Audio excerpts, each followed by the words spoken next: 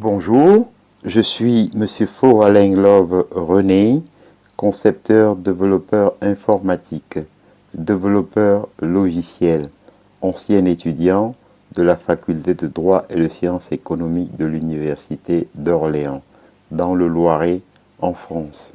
Aujourd'hui, dans le cadre du cours d'économie générale, nous allons voir la durée du travail.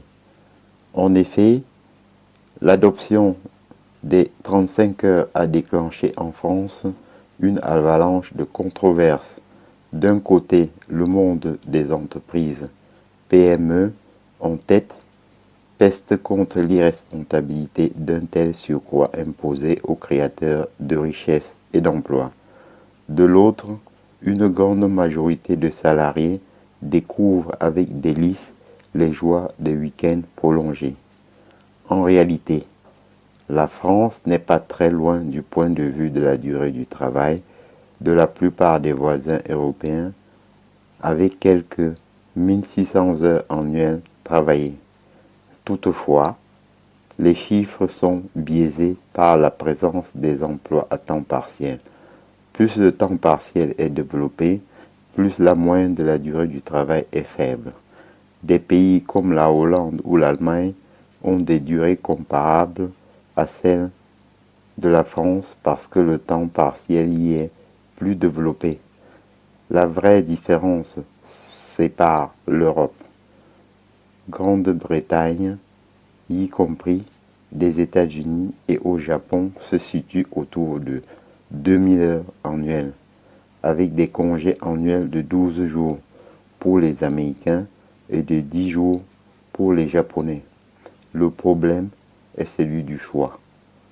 En Europe, du moins continentale, l'arbitrage revenu temps de travail loisir se fait au profit de ces derniers.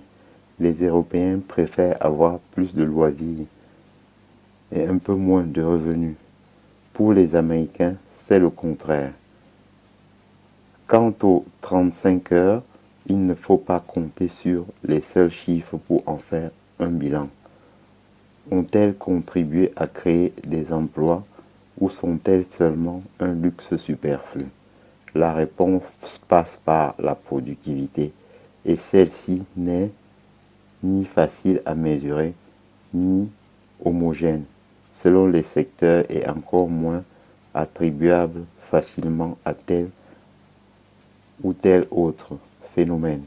Restent deux évidences mises en avant par les deux camps. Les uns insistent sur le coût de cette mesure et ses inévitables retombées en termes de compétitivité.